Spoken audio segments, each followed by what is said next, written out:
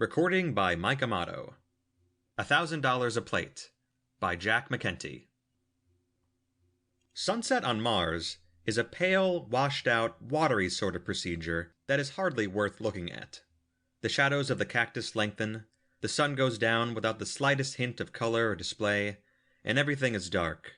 About once a year there is one cloud that turns pink briefly. But even the travel books devote more space describing the new sign adorning the Canal Casino than they do on the sunset. The night sky is something else again.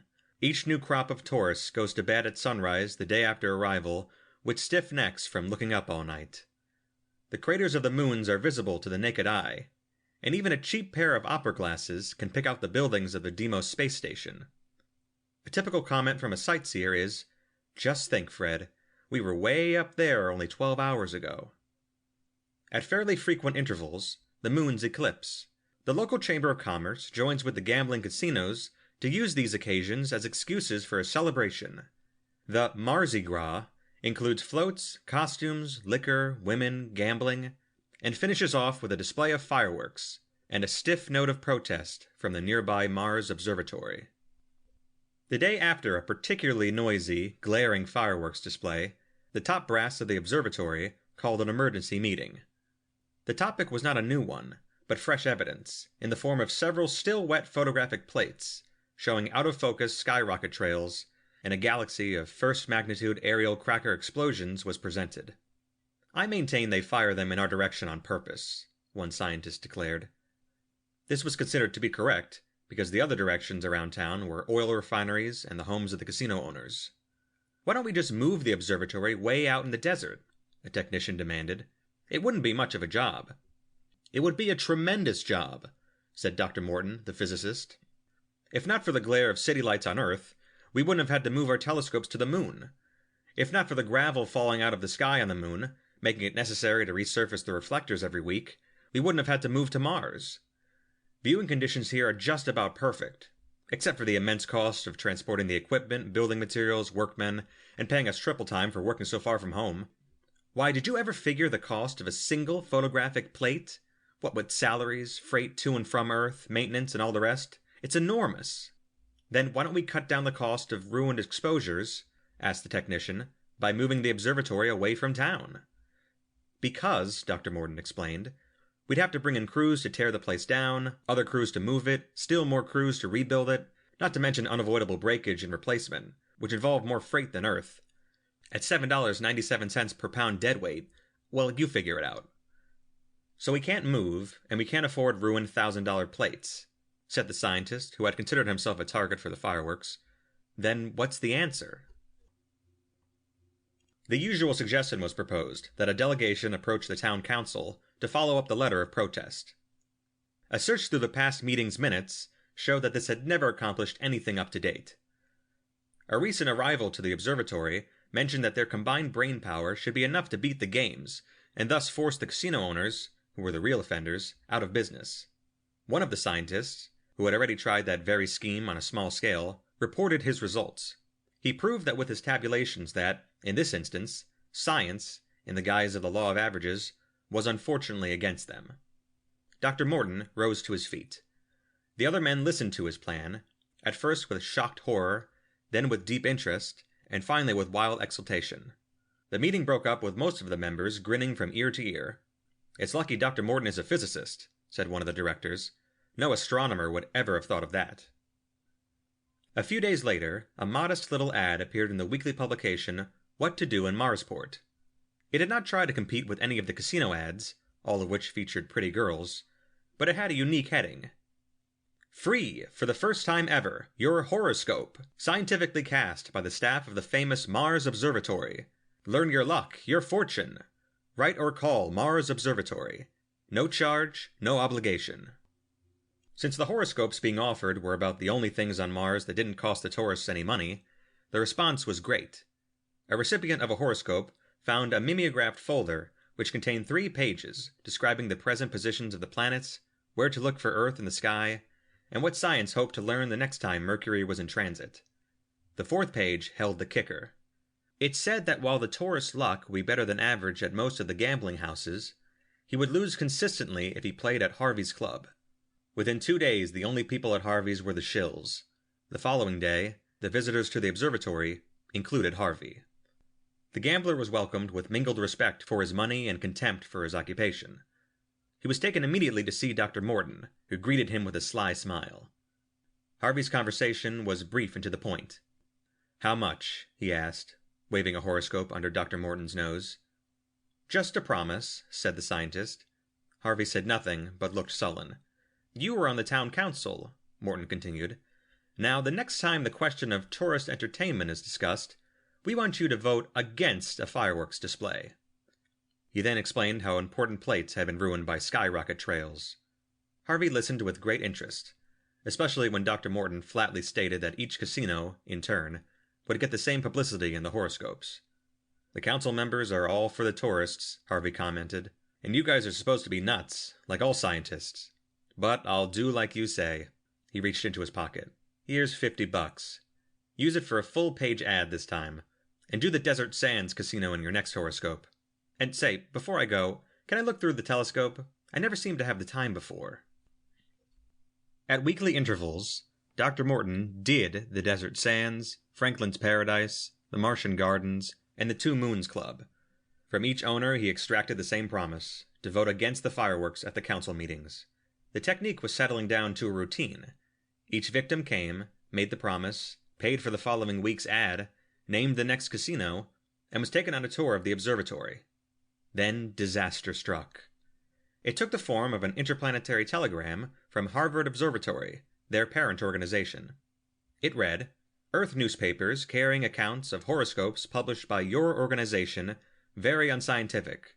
Must stop at once, find other solution. L.K. Bell, Director." Dr. Morton was eating alone in the staff dining room when he noticed a familiar face beside him. "Harvey," he said, "guess you've come down to gloat over our misfortune." "No, Professor," said Harvey. "You've got my promise to help you boys, and I'll stick by you. It's a rotten shame, too. You just about made it. The rest of the club owners saw the writing on the wall, and were going to cooperate you when the telegram came. All of us got contacts in the telegraph office, so they heard about it soon as it arrived and stayed away." Dr. Morton said, "Yes, I suppose they would. It's not much we can do now." "There are 13 members on the council," Harvey continued, "and you've got 5 of us. If that telegraph had only come 1 day later, no more fireworks. But I got an idea." Dr. Morton pushed aside his empty coffee cup and stood up. "Let's get out in the fresh air." The town council was adding insult to injury by staging one of the biggest fireworks displays ever. It consisted of practically all skyrockets. Dr. Morton expressed wonder at their supply. Harvey explained they were made right on Mars. He went on to tell his idea. "I was real interested in everything when you took me around the first time I was here," the gambler said. "The same goes for the other boys who saw the place. Most of us meant to come out here and look around sometime. But you people work nights, and us mostly working nights too, we never got around to it. How about arranging an exclusive tour sometime, just the club operators and their help? Then when they see everything, you could offer to name a star after them, or something. If I hadn't already promised, I'd be willing to promise, just to be able to point in the sky and say, 'That's Harvey's star.'" Dr. Morton smiled gently. "That's a wonderful idea," he said, "but I don't think it would work. Any stars worth looking at with the naked eye already have names. The only ones we could name after people are so far away that it would take an exposure of several hours just to see them on a photographic plate. You wouldn't be able to point yours out at all. Besides, Harvard Observatory wouldn't stand for this idea either. It would make as much sense to them as you naming a poker chip after me." He sighed. "But in any case, we would like to have all the owners over sometime. It might improve relations somewhat." The two of them watched a rocket wobble all over the sky before exploding. "Let's go back inside," said the physicist. "Maybe we can arrange that tour for Sunday." Sunday afternoon, the visitors, presumably softened up by what one of the chemists thought were martinis, were seated in the lecture hall listening to Dr. Morton's concluding remarks. "One of the technicians is working on a gadget with a photocell that closes the shutter on the film when a rocket goes up," Dr. Morton was saying. "It should cut down the exposure time a great deal. Right now, every night may be significant. If the plates from any one night are spoiled, we may not be able to duplicate them for a Martian year. Mankind is preparing for the first trip to another star, and the work of Mars Observatory is necessary to ensure the success of that trip. You gentlemen are rightly the leaders of Mars, and so it is up to you to decide whether or not that success will be possible." He sat down to a smattering of applause. The visitors, except Harvey, then left. "It didn't go over, Professor," said Harvey. "I know," said Dr. Morton. "That washes out that plan." He turned to the gambler. "You're the only person I can trust with this," he said. "How would you like to help me make some fireworks?" 1 week later, the two men had everything ready. That night, as quietly as possible, they moved to a position behind a fence near the skyrocket launching racks. Dr. Morton was carrying a compass, a flashlight, and a small clinometer. Harvey was struggling with 2 large skyrockets. He whispered, "What if we miss, or they go off too soon, or something?" "Nonsense, Harvey," said Dr. Morton. He busied himself with the flashlight and compass, and carefully aimed one of the rockets. "You forget I am a physicist."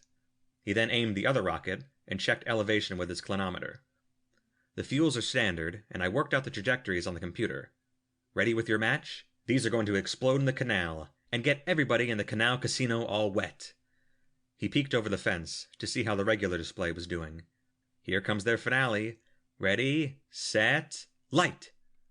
Covered by the launching of the last of the official display, their 2 rockets arced up and away.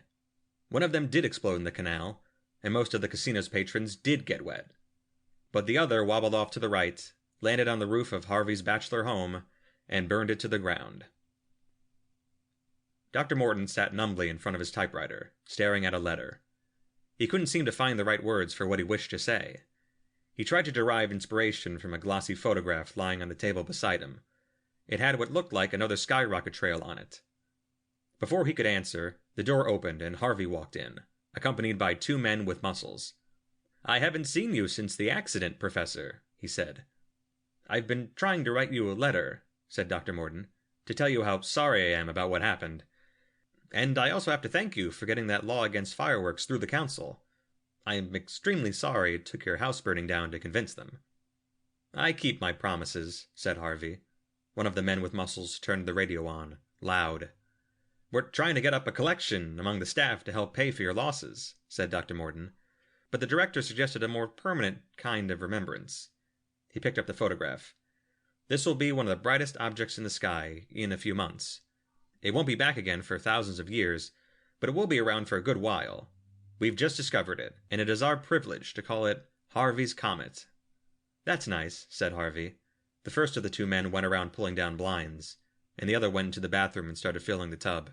"Well," said the physicist, looking tired and old, "I guess there's nothing more I can say." "Oh, yes there is, Professor," said Harvey, with a sudden grin on his face. He turned to his muscle men. "You 2 guys cut out the comedy, and bring it in, now." The 2 men followed his instructions. "You see, Professor," the gambler continued, "I took a beating on the house, but the other club boys chipped in and made up all my losses. So I don't need your money at all. Besides, I have 2 things to thank you for. First, I heard about the comet from one of your men, and it's the nicest thing anybody's ever done for me." One of his men came back with what looked like a round candy box. "Second, that fire was the best publicity stunt I could get. It made the papers back on Earth, and all the new tourists are packing into the Harvey Club. Even the other operators are playing my tables. That's why I want you to have this." He handed Dr. Morton the box. It read Harvey's Club in the center, and Dr. Morton's poker chip around the edge. Across the bottom, it said 5,000. "That's dollars in it, Professor," said Harvey. "Don't spend it all in one place." $1,000 a Plate by Jack McKenty.